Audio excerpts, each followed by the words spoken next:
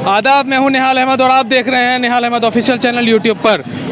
आज अभी राहुल गांधी की सभा हुई, मैं हूं रुईधासा मैदान में, बिहार के किशनगंज ज़िले के रुईधासा मैदान में, किशनगंज विधानसभा क्षेत्र से मैं हूं आपके सामने।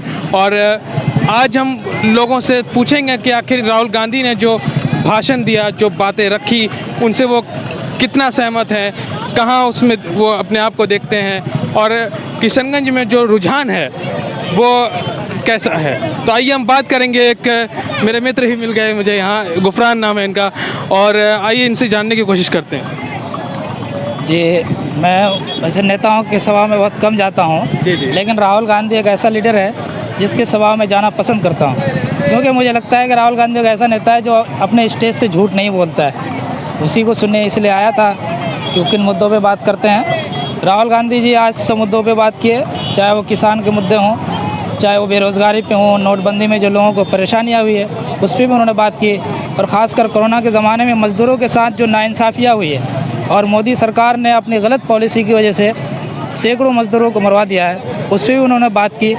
और किशनगंज का जो सबसे बड़ा मसला है हमारे यहाँ एजुकेशन सिस्टम का, और एमयू सेंटर जो दिया गया था, आप लोगों को पता होगा, सब लोगों को, कि उसके लिए कितनी जिद्दोजहद की गई थी और हमें ज़मीन मिली थी।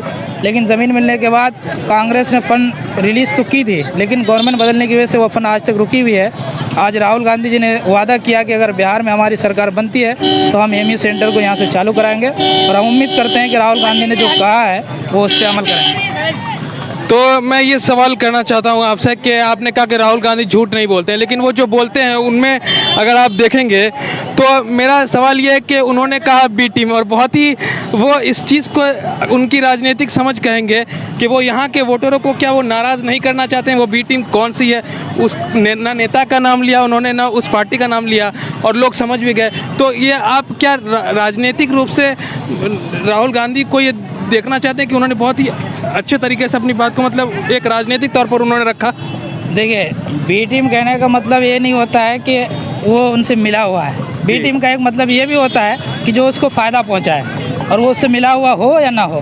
तो राहुल गांधी ने शायद इसी वजह से जाने अनजाने अगर किसी तरह से फ़ायदा पहुंचता है तो एक बात यह है कि हर एक्शन का रिएक्शन होता है। सामने वाले की तरफ से बात आती है कि कांग्रेस और बीजेपी एक ही सिक्के के दो पहलू हैं, तो सामने दूसरी तरफ से भी अटैक होता है कि वो बीजेपी के बी टीम है। तो आपको क्या लगता है कि इसका कोई असर होगा कि ये जो बी टीम ए टीम जो कहते हैं जो लोग, तो एक दूसरे की तरफ से जो बयानबाजी चलती है, तो एक तरफ तो वो है, और फिर एक ज़मीनी स्तर पे आप कैसा देखते हैं इस चीज़ों को?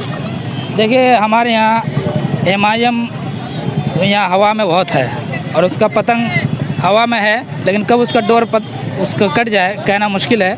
और क्योंकि यहाँ कांग्रेसी हैं, पुराने जितने लोगों से आप बात करेंगे तो इंदिरा गांधी, राजीव गांधी से अपना एक ताल्लुक़ रखते हैं। उसी बुनियाद पर कहा जा सकता है कि यहाँ कांग्रेस और गठबंधन। लेकिन इससे आपकी बात से मैं हूँ, लेकिन आपकी बात को मैं समझ रहा हूँ, लेकिन आज के दौर में जहाँ पिछले कुछ चंद सालों में आप देखेंगे कि मुसलमानों के सामने एक MIM जो विकल्प बन के उभरा है, तो जो कांग्रेस का वोट था वो MIM के खाते में जा रहा है। इस बात से तो इनकार नहीं किया जा सकता ना।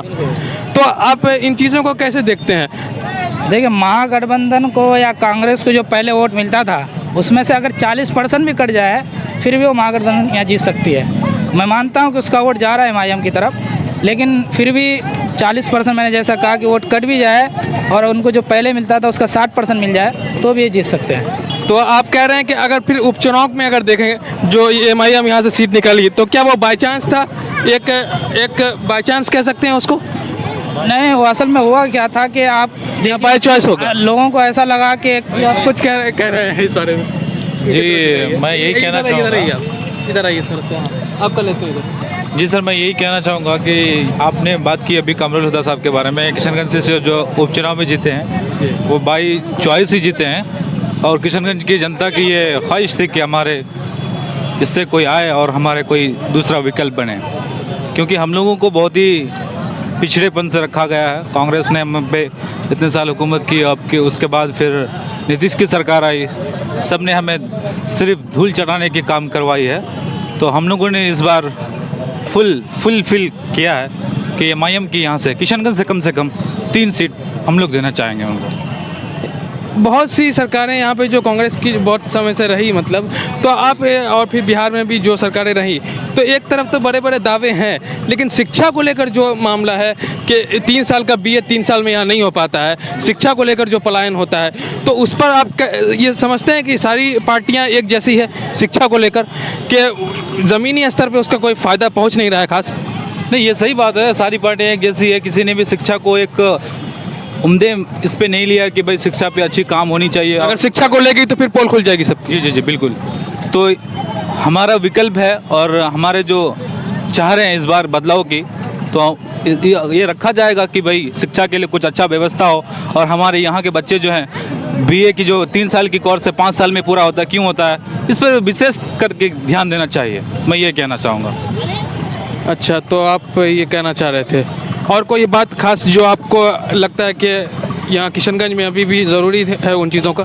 जी, अभी भाई साहब ने कहा कि पतंग की डोर, इंशाल्लाह मुझे यकीन है कि पतंग की डोर कटेगी नहीं और इतनी लहराएगी कि मैं इसकी आपको सबूत भी दूंगा इंशाल्लाह ताला 10 तारीख के बाद। इंशाल्लाह जैसा जो मैं ये कहना चाह रहा हूँ कि अभी राहुल गांधी अलीगढ़ मुस्लिम यूनिवर्सिटी के बारे में वो भूल गए थे, ऐसा उन्होंने कहा कुछ, और फिर बाद में आके उन्होंने अलीगढ़ मुस्लिम यूनिवर्सिटी के सेंटर के बारे में कहा इस तरह से। तो आपको क्या लगता है इसमें ज़मीनी हकीकत क्या? क्योंकि बहुत लंबा अरसा हो गया है एएमयू किशनगंज की शुरुआत की बात किए हुए, और बहुत ही खस्ता हाल है, क्या हाल है वो पता है आप? देखिए, इलेक्शन के टाइम नेता आपको ये नहीं कहेगा कि हम फला काम कर देंगे आज या कल। इलेक्शन के टाइम नेता वादा ही करता है, तो आप ये हम उम्मीद रखते हैं कि इलेक्शन के बाद उस वादा को पूरा करेंगे, और हम उनसे उम्मीद भी रखते हैं और उनसे गुजारिश भी करते हैं। हमारी ये मांग है कि एएमयू सेंटर अगर यहाँ बन जाए तो हमारे सीमांचल में जो तालीमी बदहाली है ये दूर हो सकती है। बस हम यही कहना चाहेंगे, जो कुछ बातें थी वो सारी तो भाई गुफरान साहब ने कह दी। जी, आपका नाम? मेरा नाम शकील अख्तर है जी। मैं कहना चाहूँगा कि वाक़ईतन हमारे सीमांचल के अंदर और ख़ासतौर से ये किशनगंज का जो इलाका है वो तालीम एतबार से बहुत पिछड़ापन का शिकार है, और साथ साथ में मतलब बेरोज़गारी भी बहुत यहाँ पर है, जो लोगों को पलायन करके बाहर सफ़र करके जाना पड़ता है। तो उम्मीद है कि इस मरतबा इंशाअल्लाह अगर MIM क्या कह दिया करें कि महागठबंधन का अगर सरकार बनता है तो वो ज़रूर रोज़गार के लिए कुछ यहाँ पर ज़रिया खोलेंगे, और तालीम का जो यहाँ पर उन्होंने अभी वादा किया है एएमयू के ब्रांच के लिए, उसके लिए कुछ फंड जारी करेंगे, और इंशाल्लाह एएमयू बनेगा तो हमारे यहाँ तालीम का सिलसिला बेहतर तरीके पर जारी होगा। आपने महागठबंधन के बारे में कहा, आप AIM को किस तरह से देखते हैं? MIM के बारे में तो आप जाकर ज़मीनी सतह पर पता कर सकते हैं, यहाँ पर कोई हवा नहीं है MIM का, बस चंद लोग हैं मुट्ठी भर जो MIM के पतंग को उड़ाए फिर रहे हैं, और वो 10 तारीख के बाद उसकी हवा निकल जाएगी और पता लग जाएगा कि MIM का कितना यहाँ पर पकड़ है। और भाई आपने भी बात की थी, अपना नाम बता दीजिए एक बार। जी जी, मेरा नाम आकिब अजहर हुआ। आकिब अजहर जी।